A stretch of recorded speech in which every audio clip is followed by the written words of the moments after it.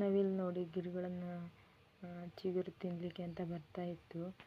ನಾನು ಹೊರಗಡೆ ಹೋದೆ, ಆವಾಗ ನನ್ನ ನೋಡಿಬಿಟ್ಟು ಆ ಕಡೆ ಹೋಯ್ತದು. ಹೀಗೆ ನವಿಲುಗಳು ಬರ್ತಾ ಇರ್ತವೆ. ನಾವು ಮನೆಯೊಳಗಿದ್ದರೆ ಗೊತ್ತಾಗೋದಿಲ್ಲ. ಆವಾಗವಾಗ ನಾನು ಹೊರಗಡೆ ಬಂದು ನೋಡ್ತಾ ಇರ್ತೀನಿ, ಯಾವುದಾದ್ರೂ ಪ್ರಾಣಿ ಪಕ್ಷಿಗಳು ಬರ್ತವೆ ಅಂತ. ಮಂಗನೂ ಬಂದರೂ ಗೊತ್ತಾಗೋದಿಲ್ಲ, ಸುಮ್ಮನೆ ಬಂದು ಕೂತ್ಕೊಂಡಿರುತ್ತೆ. ಅವಾಗವಾಗ ಈಗ ಹೋಗಿ ನೋಡ್ತಾ ಇರ್ತೀನಿ. ಮತ್ತು ಎದ್ದಿದ ತಕ್ಷಣ ನಾನು ಮೊದಲು ನೋಡೋದು ತರಕಾರಿ ಗಿಡನೇ ಏನಾಗಿದೆ ಅಂತ ಹೇಳ್ಬಿಟ್ಟು ನೋಡ್ತಾ ಇರ್ತೀನಿ. ಮೊಗೆ ಬೀಜ ಹಾಕುವ ಅಂತ ಮಣ್ಣನ್ನು ಅಗೀತಾ ಇದ್ರು ನಮ್ಮ ಮನೆಯವರು. ನನ್ನ ಕರೆದ್ರು ಇಲ್ವಾ ಅಂತ. ನಾನು ಏನು ನಿಧಿ ಸಿಕ್ಬಿಡ್ತಾ ಅಂತ ಅಂದ್ಕೊಂಡೆ ಅವ್ರು ಕರೆಯೋ ಸ್ಟೈಲ್ ನೋಡಿದರೆ.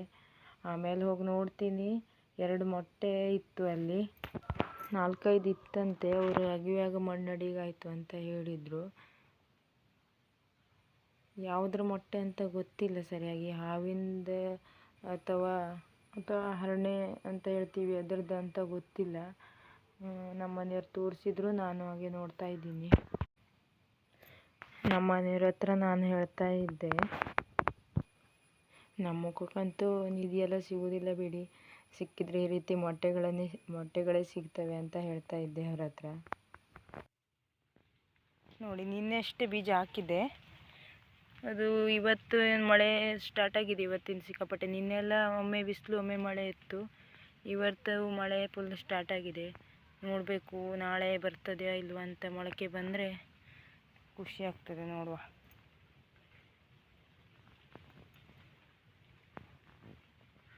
ಎರಡು ಕಡೆ ಹಾಕಿದ್ವಿ, ಇಲ್ಲೊಂದು ಕಡೆ ಹಾಕಿದ್ವಿ, ಮತ್ತೊಂದು ಕಡೆ ಹಾಕಿದ್ವಿ. ಅಲ್ಲಿ ಬೆಂಡೆ ನೆಟ್ಟಿದ್ವಿ, ಅದು ಬಂದಿಲ್ಲ ಅಂತ ಆಮೇಲೆ ಹೇಗಿದ್ರು ಮೊಗೆ ಬೀಜನೇ ಹಾಕುವ ಅಂತ ಹಾಕಿದ್ವಿ. ಅಲ್ಲೂ ಬಂದಿಲ್ಲ. ಮೊಳಕೆ ಬಂದಮೇಲೆ ತೋರಿಸ್ತೀನಿ ನಾನು. ಈ ಕುಂಬಳ ಸಸಿಗೆ 2 ಬಾರಿ ಸಗಣಿ ಗೊಬ್ಬರ ಕೊಟ್ಟಿದ್ದೆ. 3ನೇ ಬಾರಿ ಕೊಡೋದಿದೆ. ಇವಾಗ ಎಲೆ ಹಣ್ಣಾಗ್ತಾ ಇದೆ, ಹಾಗಾಗಿ ಇವಾಗ ಕೊಡಬೇಕು. ಸಗಣಿ ಎಲ್ಲ ಬಂದಿಟ್ಟಿದ್ದೀನಿ. ಇದು ಇಷ್ಟು ದಿನ ಸ್ವಲ್ಪ ಬಿಸಿಲಿತ್ತು, ಮಳೆ ಸರಿಯಾಗಿ ಬರ್ತಿರಲಿಲ್ಲ, ಹಾಗಾಗಿ ಗೊಬ್ಬರ ಕೊಟ್ಟಿರಲಿಲ್ಲ. ಇವಾಗ ಮಳೆ ಚೆನ್ನಾಗಿ ಬರ್ತಾ ಇದೆ, ಹಾಗಾಗಿ ಇವಾಗ 3ನೇ ಗೊಬ್ಬರ ಕೊಡಬೇಕು. ಈ ಗಿಡಕ್ಕೆ ಮಾತ್ರ ನಾನು ಬರೀ ಸಗಣಿ ಅಷ್ಟೇ ಹಾಕ್ತಾ ಇದ್ದೀನಿ. ಅಂದರೆ ಹೇಗಿದ್ರು ಈ ಗಿಡ ಚೆನ್ನಾಗಿ ಬರ್ತದೆ ಅಂತ ಸೊಪ್ಪೆಲ್ಲ ಹಾಕಬೇಕು ಅಂತ ಇಲ್ಲ, ಬರೀ ಸಗಣಿ ಹಾಕಿದರೆ ಸಾಕಾಗ್ತದೆ ಈ ಗಿಡಕ್ಕೆ.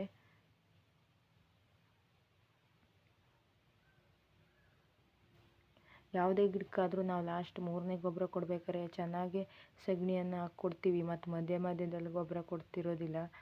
ಅದು ಮತ್ತು ನಮ್ಮ ಕಾಯಿ ಕೊನೆವರೆಗೂ ಕೊಡ್ತಾ ಇರುತ್ತೆ. ಅದು ಗಿಡ ಸಾಯೋ ತನಕನೂ ನಾವು ಮತ್ತೆ ಗೊಬ್ಬರ ಹಾಕೋದಿಲ್ಲ. ಇದೇ ಲಾಸ್ಟ್ನೇ ಗೊಬ್ಬರ ಆಗಿರ್ತದೆ. ಇವಾಗ ಹೂಗಳಾಗಿವೆ, ಸುಮಾರು ಹೂಗಳು ಉದುರೋಯ್ತು.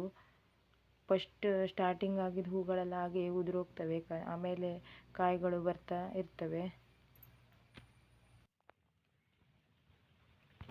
ಸೌತೆಕಾಯಿನ ಈ ಗೇರ್ ಮಾರ್ಕ್ಗೆ ಹಬ್ಬಿಸುವ, ನನಗೆ ಚಪ್ಪರ ಮಾಡೋ ಕೆಲಸ ಈಸಿ ಆಗುತ್ತೆ ಅಂತ ಇಲ್ಲಿ ಹಾಕಿದ್ದೆ.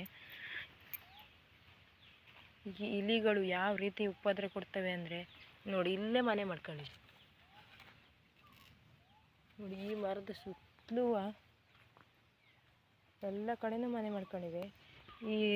ಇಷ್ಟು ದಿನ ಗಿಡದ ಮುಟ್ಟಿರಲಿಲ್ಲ, ಗಿಡದ ತಂಟೆಗೂ ಬರಲಿಲ್ಲ.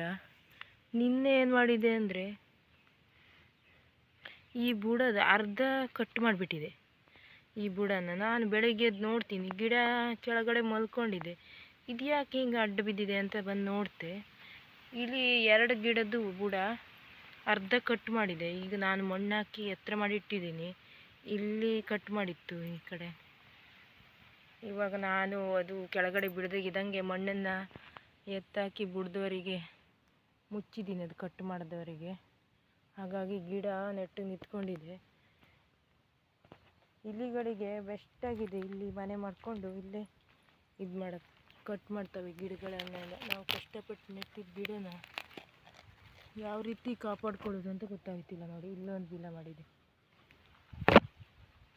ಮತ್ತು ತೋರಿಸ್ತೀನಿ. ಈ ಮರದ ಸುತ್ತಲೂ ಮಾಡಿದೆ. ಮಣ್ಣನ್ನೆಲ್ಲ ಯಾವ ರೀತಿ ತೆಗ್ದಾಕಿದೆ ಅಂದರೆ ನೋಡಿ, ಇಲಿಗಳು ತೆಗ್ದೇ ಮಣ್ಣು ಇದಿಷ್ಟು.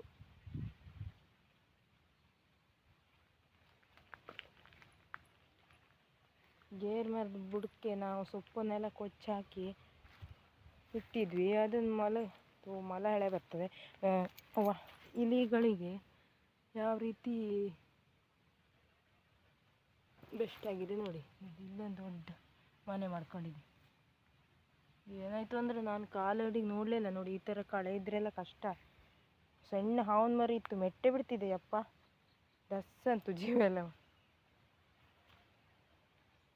ಕಳೆ ಯಾಕೆ ತೆಗೆಯೋದಿಲ್ಲ ಅಂತ ಕೇಳಿದೆ. ಅದು ಸ್ವಲ್ಪ ದೊಡ್ಡ ಆದಮೇಲೆ ದನಗಳೆಲ್ಲ ತಿಂತವಲ್ಲ, ಹಾಗಾಗಿ ನಾವು ಕೊಯ್ತೀವಿ ದೊಡ್ಡಾದಮೇಲೆ. ಇವಾಗ ಸಣ್ಣ ಇದೆ ಅಂತ ಬಿಟ್ಟಿದ್ದೀವಿ.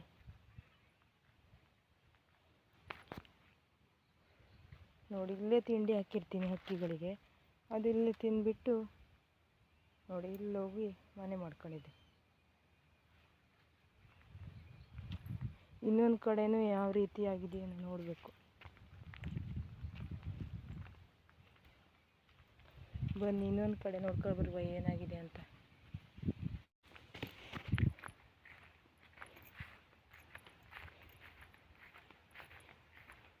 ಇಲ್ಲಿ ಕಾಟ ಇಲ್ಲ, ಆದರೆ ನವಿಲು ಮತ್ತು ಮೊಲದ ಕಾಟ ಇದೆ.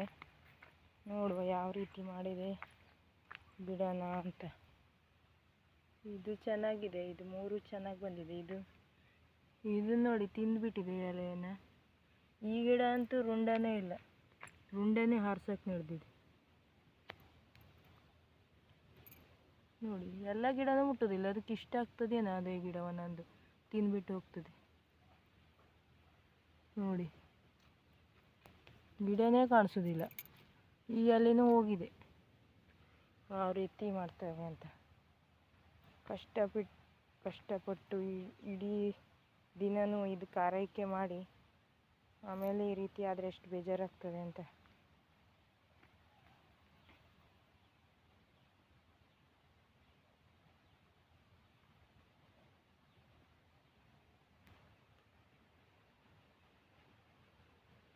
ಈ ವಿಡಿಯೋ ಇಷ್ಟ ಆದರೆ ಲೈಕ್ ಮಾಡಿ, ಶೇರ್ ಮಾಡಿ, ಕಮೆಂಟ್ ಮಾಡಿ, ಹಾಗೆ ಸಬ್ಸ್ಕ್ರೈಬ್ ಮಾಡೋದನ್ನು ಮರಿಬೇಡಿ.